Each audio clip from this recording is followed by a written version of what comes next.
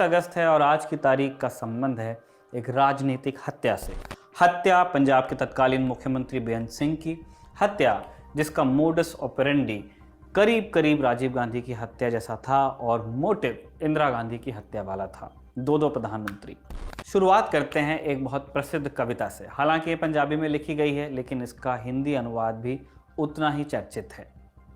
सबसे खतरनाक होता है मुर्दा शांति से भर जाना, ना होना तड़प का, सब कुछ सहन कर जाना, घर से निकलना काम पर और काम से लौटकर घर आना, सबसे खतरनाक होता है हमारे सपनों का मर जाना। अवतार सिंह संधू, जिनका पेन नेम पाश था, पंजाबी में कविताएं लिखते थे, उनकी हत्या खालिस्तानी अतिवादियों ने, उग्रवादियों ने, आतंकवादियों ने, जिस भी तरह से आप कहना चाहते हैं, इन लोगों ने कर दी थी 23 मार्च 1988 को, यानी ठीक उसी तारीख को जिस दिन कभी भगत सिंह को फांसी पर चढ़ाया गया था। खालिस्तानी अतिवादी, उग्रवादी, ऑब्लिक आतंकवादी, इन्होंने सिर्फ पाश की ही नहीं, कई आम लोगों और कई हाई प्रोफाइल लोगों की हत्या की थी। 23 जून 1985 को टोरंटो से नई दिल्ली आ रहा एयर इंडिया का विमान कनिष्क भी खालिस्तानी अतिवाद की भेंट चढ़ गया था, जिसमें सभी 329 पैसेंजर्स मारे गए थे। इसके अलावा गुरबचन सिंह की हत्या 24 अप्रैल 1980 में की गई। गुरबचन सिंह संत निरंकारी संप्रदाय के तीसरे गुरु थे, जिन्हें मुख्य धारा के सिखों द्वारा अधर्मी माना जाता था। पत्रकार लाला जगत नारायण इनका भी उदाहरण है। हिंद समाचार समूह के संपादक थे। उन्होंने पंजाब के लोगों, खासतौर पर हिंदुओं को जनगणना के दौरान पूछे जाने पर हिंदी को अपनी मातृभाषा मेंशन करने को कहा था। 9 सितंबर 1981 को उनकी भी हत्या कर दी गई। अवतार सिंह अटवाल पंजाब पुलिस में डीआईजी थे। धर्मयुद्ध मोर्चा का क्रैकडाउन इनकी ही अगुवाई में चल रहा था। इनकी हत्या गोल्डन टेम्पल की सीढ़ियों पर कर दी गई और 31 अक्टूबर 1984 को की गई प्रधानमंत्री इंदिरा गांधी की हत्या के बारे में तो हम जानते ही हैं। यूँ अगर आप तारीखों पर गौर करें तो बाकी सारी हत्याओं की तारीख 80 के दशक के करीब है, जब चरम पे था पंजाब में अतिवाद। लेकिन बेअंत सिंह, जिनकी हत्या का जिक्र हम आज की तारीख में करने जा रहे हैं, इन्हें खालिस्तानियों ने 31 अगस्त 1995 में जाकर मारा, जब उग्रवाद या आतंकवाद के रेफरेंस में जिक्र पंजाब का नहीं कश्मीर का होता था।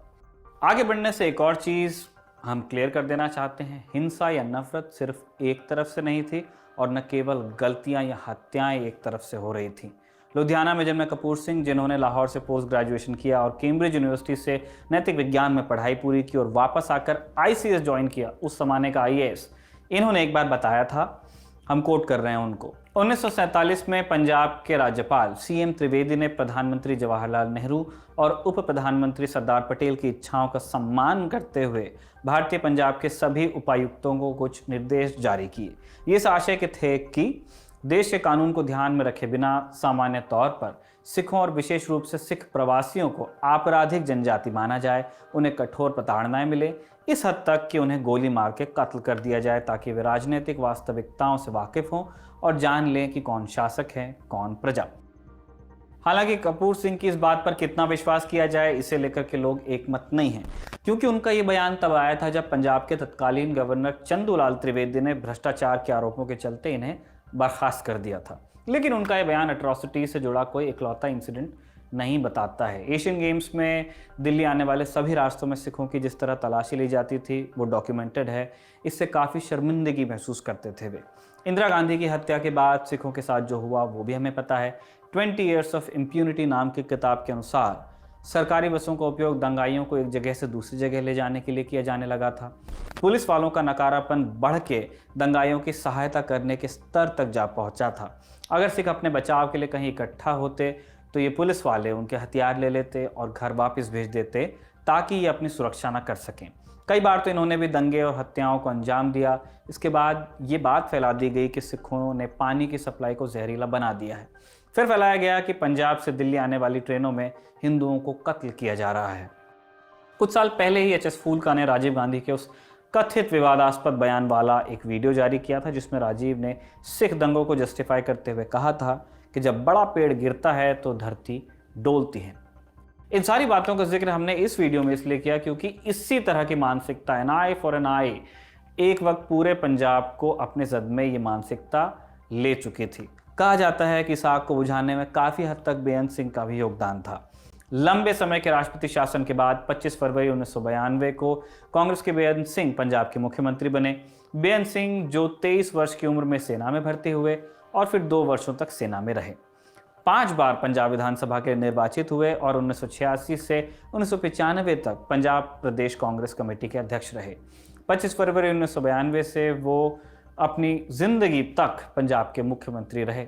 आज़ादी के बाद से तब तक पंजाब में 8 बार राष्ट्रपति शासन लग चुका था। अतिवादियों को कंट्रोल करने में बेअंत सिंह मुख्यमंत्री के रूप में कितने सफल रहे थे, इसका अंदाज़ा इस बात से भी लगाया जा सकता है कि उनके बाद से अब तक पंजाब को एक बार भी राष्ट्रपति शासन की ज़रूरत नहीं पड़ी है। इस बारे में बेअंत सिंह के पोते गुरकीरत सिंह कोटली ने एक बार ललन टॉप को ये बात बताई थी। बेअंत सिंह जी ने बड़े मुश्किल दौर में पंजाब को बाहर निकाला और जब वो प्रेसिडेंट थे पंजाब प्रदेश कांग्रेस की 9 साल तकरीबन वो प्रेसिडेंट रहे कांग्रेस पार्टी के, और वो हर उस घर में जाते थे यहाँ लोग मरते थे, जिन लोगों गमी में जरूर पहुंचते, जिन लोगों को आतंकवादियों का शिकार होना पड़ता था तो सार बेअंत सिंह जी उनके घर जाते थे, उनके क्रिमेशन में जाते थे और उनको लोगों का दर्द पता था। और जब 92 में इलेक्शन आया तो बहुत ही माड़े दौर में वो इलेक्शन लड़ा गया, बड़ा आतंकवाद के साए के नीचे लड़ा गया इलेक्शन। तो उन्होंने इलेक्शन लड़ा बड़ी दिलेरी से, बड़ी दृढ़ता से, और वो लोगों ने वोट दी और वो मुख्यमंत्री बन गए। और तकरीबन 1.5 साल में पंजाब में शांति आनी शुरू हो गई और पंजाब दोबारा उस रास्ते पे आ गया, दोबारा नॉर्मलसी पर आ गया। और जो इलेक्शंस थे हमारे पंचायतों के, ब्लॉक समितिज़ के, जिला परिषद के, म्यूनसिपल कमेटी शहरों में होती है, उनके इलेक्शन पिछले 1 दहाके से नहीं हुए थे, तो वो उन्होंने करवाया और उसको लोक राज को मजबूत किया। लेकिन बेअंत सिंह के इसी क्रैकडाउन से खालिस्तानी सिंपैथाइजर उनसे खफा चलने लगे थे और उनकी हत्या का प्लान भी बनाने लगे थे। इस प्लान का मास्टरमाइंड था खालिस्तान टाइगर फोर्स का कमांडर जगतारा सिंह तारा। उसकी गिरफ्तारी एक दूसरे केस के चलते 2005 में जाकर हो पाई।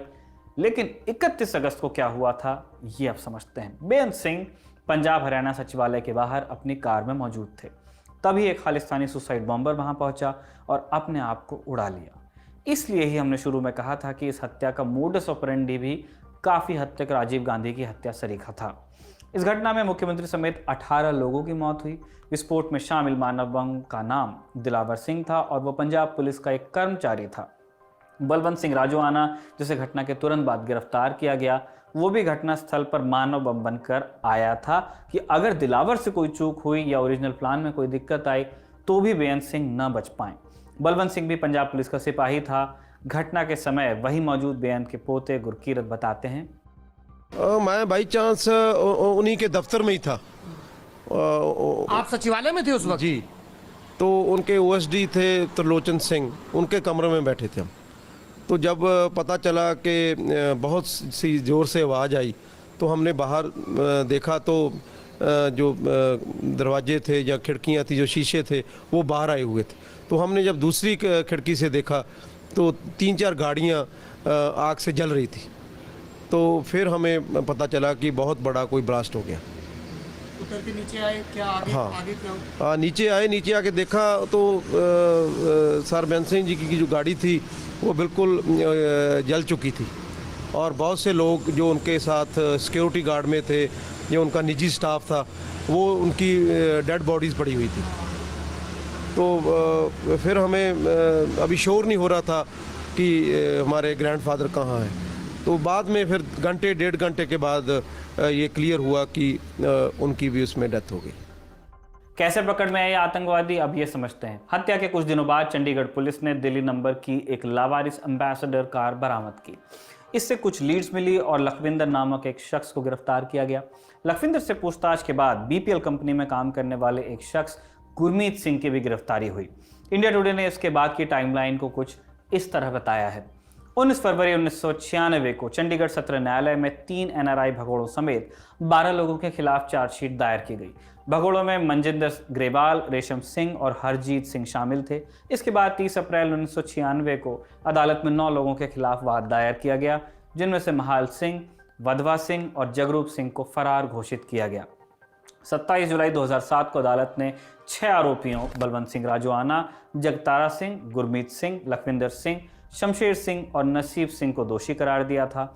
जबकि एक आरोपी नवजोत सिंह को सभी आरोपों से मुक्त कर दिया गया था। 31 जुलाई 2007 को दोषी करार दिए बलवंत सिंह राजोआना और जगतारा सिंह हवारा को कोर्ट ने सजाए मौत सुनाई, जबकि गुरमीत सिंह, लखविंदर सिंह और शमशेर को उम्र कैद की सजा दी गई।